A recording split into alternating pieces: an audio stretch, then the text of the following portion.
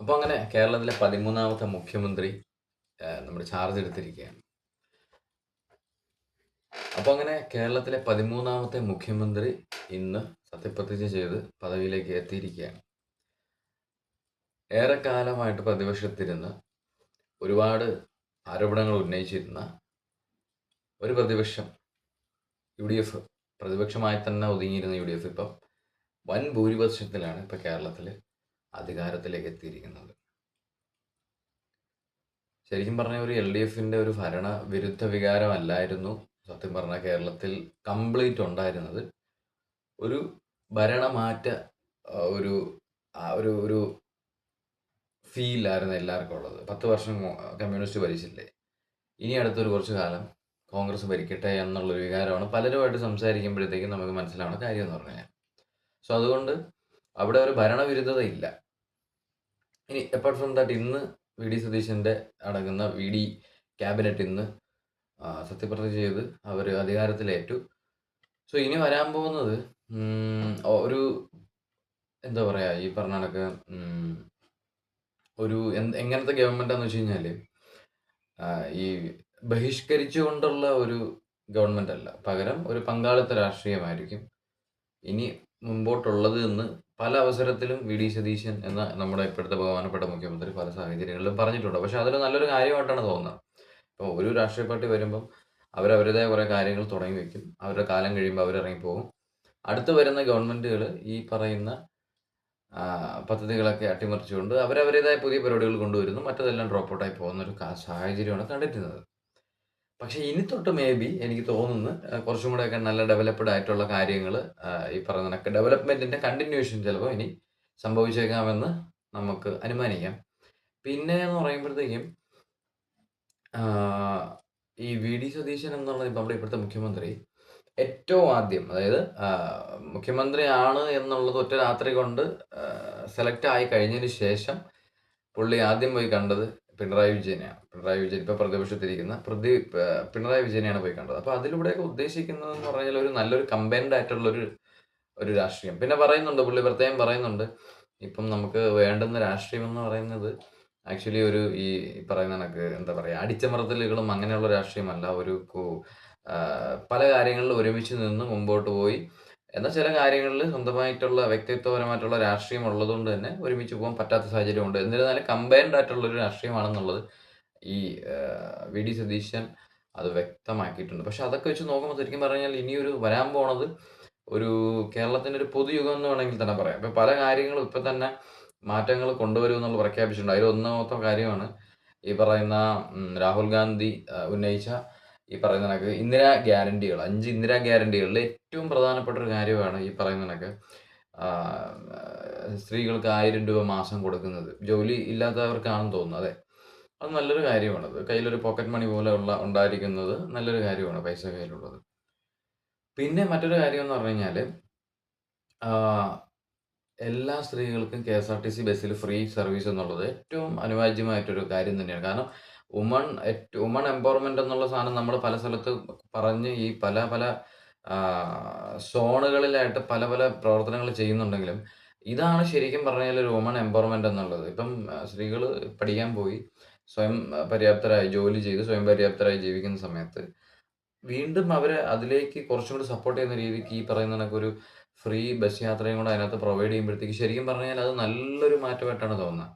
അതിനി എന്തായാലും അത് ഓട്ടോമാറ്റിക്കായിട്ട് അവരത് കൊണ്ടുവരും. പക്ഷേ അവിടെയും കുറച്ച് വെല്ലുവിളികൾ വരും. കാരണം ഇത്രയും പേര് ഏറ്റവും കൂടുതൽ KSRTC ബസ്സിൽ സഞ്ചരിക്കുന്നത് സ്ത്രീകളാണ്. അപ്പോൾ അത്രയും പേര് സഞ്ചരിക്കുന്ന സമയത്ത് KSRTCക്ക് ഇപ്പോൾ ഓൾറെഡി റീസെൻ്റ്ലി ഈ കടങ്ങളിൽ നിന്നൊക്കെ വിട്ടൊഴിഞ്ഞ് മാറി വന്നതേ ഉള്ളൂ.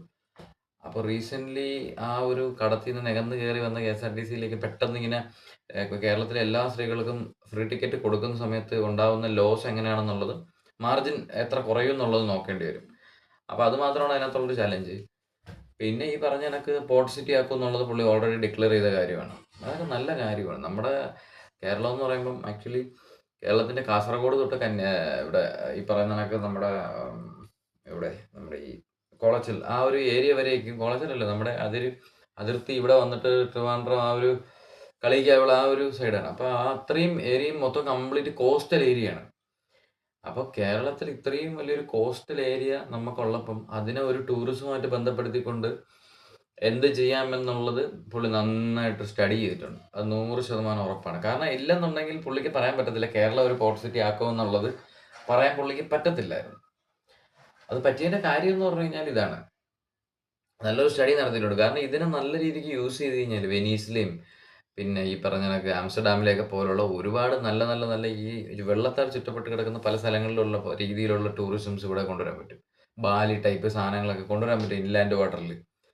അപ്പൊ അങ്ങനെയൊക്കെ ഉണ്ടെന്ന് തോന്നുന്നു. പിന്നെ അപ്പൊ അത് അങ്ങനെ പറഞ്ഞിട്ടുണ്ട് പോർട്ട് സിറ്റി ആക്കുമെന്നുള്ളത്.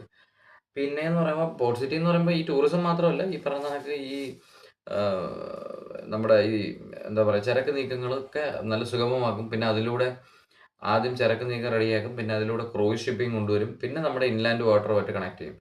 അത് പറഞ്ഞു വന്നപ്പോഴാണ് നമ്മളെ ഗവൺമെന്റ് ഇരുന്ന കാലത്തിൽ ഉടനീളം ഈ ഒതുങ്ങിക്കിടന്ന അല്ലെങ്കിൽ അടഞ്ഞു കിടന്ന ഇൻലാൻഡ് വാട്ടേഴ്സ് അതായത് ഈ കനാലുകളുണ്ടല്ലോ. ഈ കനാലുകൾ കംപ്ലീറ്റ് റെഡിയാക്കിയിട്ടുണ്ടായിരുന്നു. പക്ഷെ അതൊന്നും ഒരു മാധ്യമത്തിലും വന്ന് കണ്ടില്ല. പക്ഷെ എന്തായാലും വർക്കല, എടവ, കാപ്പിൽ, ചിറയൻകീഴ്, കടയ്ക്കാവൂർ ഈ ഒരു ഏരിയയിലൊക്കെ ഞാൻ പോയ സമയത്തൊക്കെ എനിക്ക് മനസ്സിലാക്കാൻ സാധിച്ചത് അവിടെയൊക്കെ ഉള്ള കനാലുകൾ കംപ്ലീറ്റ് വൃത്തിയാക്കി. ഈവൻ ട്രിവാൻഡ്രത്ത് നമ്മുടെ ഈ പറഞ്ഞ കണക്ക് ഈ കഴക്കൂട്ടത്തിന്റെ ബാക്ക് സൈഡിൽ ഒരു സ്ഥലമുണ്ട്. ഈ കനാലൊക്കെ കൂടുതലുള്ളത്. അപ്പൊ അവിടെയും ഈ പറഞ്ഞ കണക്ക് ഈ കംപ്ലീറ്റ് കനാൽസും വൃത്തിയാക്കി എടുത്തുകൊണ്ടിരിക്കുകയാണ്. കാരണം ഇത് ഇപ്പം വൃത്തിയാക്കി എടുത്ത് പിന്നീട് മറ്റേ പ്രൊജക്റ്റുമായിട്ടൊക്കെ തുടങ്ങുമ്പോഴത്തേക്കും കണക്ട് ചെയ്യാമെന്നുള്ള പദ്ധതിയിലാണ്. പക്ഷെ എന്തായാലും ആ ഒരു പരിപാടി കൊള്ളാം എന്തായാലും. അങ്ങനെ അത്തരത്തിലുള്ള പുതിയ പുതിയ മാറ്റങ്ങൾ കൊണ്ടുവരും. പിന്നെ പറഞ്ഞ കാര്യമാണ് ഈ പറഞ്ഞ കണക്ക് വണ്ടി മോഡിഫിക്കേഷൻ എന്ന് പറഞ്ഞത്. വണ്ടി മോഡിഫിക്കേഷന്റെ കാര്യം വരുമ്പോഴത്തേക്കും ശരിക്കും പറഞ്ഞു കഴിഞ്ഞാല് കേരളത്തില് ഈ പ്രളയം വന്ന സമയത്ത് ഓഫ് റോഡിങ് കമ്മ്യൂണിറ്റി കൊടുത്ത ഒരു എന്താ പറയാ ഒരു സപ്പോർട്ട് എന്ന് പറയുന്നത് വളരെ വലിയ സപ്പോർട്ടാണ്. കാരണം അത് നമ്മുടെ എൽഡിഎഫ് ഗവൺമെന്റ് ഇരുന്നപ്പോൾ സത്യം പറഞ്ഞാൽ കാണാതെ പോയ ഒരു കാര്യമാണ്. ആവശ്യത്തിന് അവര് ഉപകരിക്കുകയും ചെയ്തു. ആവശ്യം കഴിഞ്ഞപ്പോൾ കരിയില കളയുന്ന കണക്ക് കളയുകയും ചെയ്തു എന്നുള്ളൊരു പൊതുവായിട്ടുള്ള ഒരു ഫീലിങ്സ് എല്ലാവരിലും വന്നിട്ടുണ്ട്. അപ്പൊ ഈ മോഡിഫിക്കേഷൻ എന്നുള്ള സാധനം ആക്ച്വലി ഒരു ഒരു പരിധി വരെയൊക്കെ നമുക്ക് ഈ പറഞ്ഞ കണക്ക് അനുവദിക്കുന്നതുകൊണ്ട് യാതൊരു തെറ്റുമില്ല. ഈ പറഞ്ഞ കണക്ക് പഴഞ്ചൻ നിയമങ്ങൾ മാറി പുതിയ സംഭവങ്ങൾ വരട്ടെ. ഇപ്പൊ ഈ പറഞ്ഞ കണക്ക് 8 സ്പോക്ക് ഒരു 8 സ്പോക്ക്, 6 സ്പോക്ക് ഒക്കെ ഒരു അലോയ് ഒക്കെ ഇടുന്നോണ്ട് എന്താണ് പ്രശ്നം? അതിനകത്ത് നട്ട് വെളിയിലേക്ക് തള്ളി നിൽക്കുന്നു അല്ലെങ്കിൽ സ്പേസർ ഇടുമ്പോഴത്തേക്കും അപകട സാധ്യത കൂടുന്നു എന്നൊക്കെ പറഞ്ഞിട്ട് ശരിക്കും പറഞ്ഞാൽ അത് ശരിക്കും പറഞ്ഞാൽ അതിനെപ്പറ്റി പഠിച്ചു കഴിഞ്ഞ് കഴിഞ്ഞാല് ഈ കമ്പനി കൊടുക്കുന്നേക്കാട്ടിയും ക്വാളിറ്റിയിലായിരിക്കും ഈ ആഫ്റ്റർ മാർക്കറ്റ് ഈ സാധനങ്ങൾ ശരിക്കും പറഞ്ഞാൽ ഇടുമ്പോൾ സംഭവിക്കുന്നത്. ശരിക്കും ഇതൊരു കമ്പനി ചെയ്താൽ മാത്രമേ അത് കൃത്യമായ ഒരു എന്താ പറയാ ഒരു സ്പെസിഫിക്കേഷൻ ആവുള്ളൂ എന്നൊരു സംഗതിയൊന്നുമില്ല. ശരിക്കും പറഞ്ഞാൽ ഇത് ഇടുന്ന ആള് ഇത് ഇട്ടിട്ട് നോർമൽ ഒരു വണ്ടി ഓഫ് റോഡിലൂടെ ഓടിച്ചു പോകുന്നതും ഈ പറയുന്ന കണക്ക് ഈ സ്പേസറും സംഭവങ്ങളൊക്കെ ഇട്ടിട്ട് ഈ പറയുന്ന കണക്ക് പുറത്തേക്ക് തള്ളി നിൽക്കുന്ന ടയറൊക്കെ ഇട്ട് ഓഫ് റോഡ് ചെയ്യുമ്പോൾ കിട്ടുന്ന ഒരു വണ്ടിക്ക് കിട്ടുന്ന ഒരു സ്റ്റെബിലിറ്റിയും സംഭവങ്ങളെന്ന് പറഞ്ഞു കഴിഞ്ഞാൽ അത് പ്രൂവൻ ആയിട്ടുള്ള ഒരു കാര്യമാണ്. മറ്റത് നമുക്ക് ഈ പറഞ്ഞ കണക്ക് കമ്പനി സ്പെസിഫിക്കേഷൻ ഇറക്കുന്നു എന്നല്ല അതിന്റെ അപ്പുറത്തേക്ക് ഒന്നുമില്ല. ഇത് ഈ പറയുന്ന കണക്ക് ഇതിന് എന്തുകൊണ്ട് അപ്രൂവ് ചെയ്യാമെന്നുള്ള കേട്ടുകഴിഞ്ഞാൽ ഇവർ ഓൾറെഡി ഇത് അപ്രൂവ്ഡ് ആണ്, പ്രൂവൻ ആണത്. മഡിലും ഈ പറയുന്ന കണക്ക് റേസിംഗ് ട്രാക്കിലൊക്കെ കൊണ്ടുപോയി ഇതിനെ എല്ലാ ടെറൈനിലും എല്ലാ ചലഞ്ചസിലൂടെയൊക്കെ കൊണ്ടുപോയിട്ടുള്ളത് കൊണ്ട് ആ ചെയ്യുന്ന മോഡിഫിക്കേഷൻസ് ഒന്നും അപകടകരമായ കാര്യങ്ങളേ അല്ല. അപ്പൊ അത് ആ ഒരു സൈഡും ക്ലിയർ ആയി. പിന്നെ ഈ പറയുന്ന കണക്ക് ഈ ചെറിയ ചെറിയ മോഡിഫിക്കേഷനൊക്കെ എക്സോസ്റ്റ് പോലുള്ള സംഗതികളൊക്കെ മാക്സിമം ഒഴിവാക്കാം എന്നുള്ളതാണ് ഒരു നല്ലൊരു കാര്യം. എന്റെ പേഴ്സണൽ ഒപ്പീനിയൻ ആണ്. കാരണം ആ എക്സോസ്റ്റ് വെക്കുന്നവന് മാത്രമേ അതിന് സന്തോഷം കിട്ടത്തുള്ളൂ. അത് അതിന്റെ അടുത്തൂടെ പോകുമ്പോഴത്തേക്കും അത് കേട്ട് നിൽക്കുന്നവന് വലിയ സന്തോഷമൊന്നുമില്ല. അപ്പം ഈ പറയുന്ന കണക്ക് അങ്ങനെയുള്ള കുറെ നല്ല നല്ല മാറ്റങ്ങളൊക്കെ വരട്ടെ. എന്തായാലും 13ാമത്തെ മുഖ്യമന്ത്രിയായിട്ട് വി.ഡി. സതീശൻ കേറി. വി.ഡി. ഗവൺമെന്റ് അല്ലെങ്കിൽ വി.ഡി. ക്യാബിനറ്റ് അങ്ങനെ കേറിയിരിക്കുകയാണ്. എന്നാലും സംഭവം അടിപൊളി സംഭവമായിരുന്നു. പറഞ്ഞ പല കാര്യങ്ങളിലും ഒരുപാട് പേർക്ക് പല മേഖലകളിലേക്കുള്ള പ്രതീക്ഷകൾ കൊടുത്തുകൊണ്ട് തന്നെയാണ് പൊയ്ക്കൊണ്ടിരിക്കുന്നത്. ഇന്നിനിപ്പം മന്ത്രിസഭാ യോഗം കൂടിയതിന് ശേഷം കൂടുതൽ കൂടുതൽ കാര്യങ്ങൾ വരും. ഈ പറഞ്ഞ നമ്മുടെ എൽഡിഎഫ് ഗവൺമെന്റ് ഇരുന്ന സമയത്ത് ഉണ്ടായ ഏറ്റവും വലിയൊരു ഒരു അധപ്പതനത്തിന്റെ ഒരു ഒരു ഒരു റീസൺ എന്ന് പറഞ്ഞാൽ ഈ ആശാ വർക്കർമാരുടെ വേതനം 5000 രൂപയായിട്ട് വർദ്ധിപ്പിക്കണമെന്നോ എന്തോ പറഞ്ഞിട്ട് ഒരു സമരം നടന്നു. അത് ആരും മൈൻഡ് ചെയ്യാതെ പോയി. പക്ഷെ അവരതൊക്കെ ഏറ്റെടുത്തു. അവരതൊക്കെ കൂട്ടുമെന്നൊക്കെ പറഞ്ഞ് പല സ്ഥലത്തും ഈ പറഞ്ഞ ക്യാമ്പയിനുകളിൽ പോയപ്പം അവരിതാണ് പറഞ്ഞത്. അപ്പൊ അതൊക്കെ നല്ല രീതിക്ക് പോസിറ്റീവായിട്ട് ഇമ്പാക്ട് ചെയ്യും എന്നുള്ളതാണ്.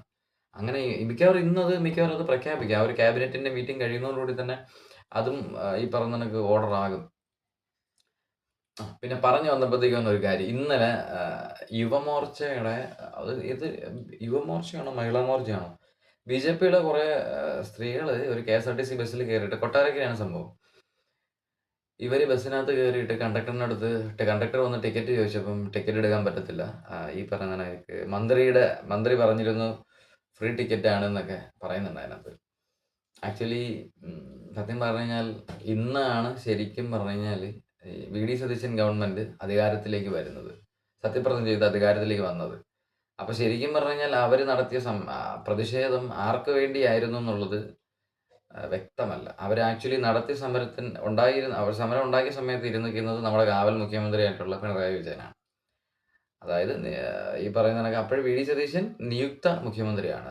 മുഖ്യമന്ത്രി ആയിട്ടില്ല, നിയുക്ത മുഖ്യമന്ത്രിയാണ്. കാവൽ മുഖ്യമന്ത്രി പിണറായി വിജയനാണ്. അപ്പൊ അത്തരത്തിലൊരു ഓർഡർ പോലും വരണേന് മുമ്പ് ബസ്സിനകത്ത് കേറി സമരം വെക്കുക എന്നൊക്കെ പറഞ്ഞാല് ചിന്തിക്കാൻ ആരോ പറഞ്ഞ് പിരികേറ്റി വിടുമ്പോ അതിന്റെ പിറകെ പോകുന്നതല്ലാണ്ട് അത് അവിടെ ഒന്ന് വെച്ചിട്ട് ചിന്തിച്ചിട്ട് ഒന്ന് വിവേകത്തോടുകൂടി പെരുമാറിയതായിട്ട് കണ്ടിട്ടില്ല. ഈ ഒരു കഴിഞ്ഞ ഒരാഴ്ചക്കകത്ത് നടന്നതിലൊരു ഒരു എന്താ പറയാ ഒരു ബോധമില്ലാത്തൊരു പരിപാടിയായിട്ട് തോന്നിയത് അത് മാത്രമാണ്. അപ്പം അങ്ങനെയൊക്കെ ഉള്ള കാര്യങ്ങൾ കാണുന്നുണ്ട്. Anyways very good. I am happy to എന്താ പറയാ നല്ലൊരു പുതിയൊരു ഗവൺമെന്റ് വന്നു. ഇനിയൊരു പുതിയൊരു ഗവൺമെന്റ് ശരിക്കും പറഞ്ഞു കഴിഞ്ഞാൽ എന്തൊക്കെ ചെയ്യും, എന്തൊക്കെ പറഞ്ഞ വാഗ്ദാനങ്ങളൊക്കെ പാലിക്കുമോ, അതോ അതൊക്കെ കാറ്റിൽ പറന്ന് പോകുമോ എന്നൊക്കെയുള്ളത് നമുക്ക് കണ്ടറിയാം. ഓക്കെ. എന്തായിരുന്നാലും ഈ ഒരു വി.ഡി. സതീശൻ ഗവൺമെന്റിന്റെ ഒരു സത്യപ്രതിജ്ഞയായിട്ട് ബന്ധപ്പെട്ടിട്ട് ഉണ്ടായ കുറച്ച് എൻ്റെ പേഴ്സണൽ ഒപ്പീനിയൻസ് ആണ് ഞാൻ ഈ വീഡിയോയിൽ പങ്കുവച്ചത്. തികച്ചും പേഴ്സണൽ ആയിട്ടുള്ള ഒപ്പീനിയൻസ് ആണ്. എന്തായിരുന്നാലും ശരി. അപ്പം നമുക്ക് മറ്റൊരു വിഷയമായിട്ട് നമുക്ക് മറ്റൊരു വീഡിയോയിൽ കാണുന്നവരെ ബൈ ബൈ.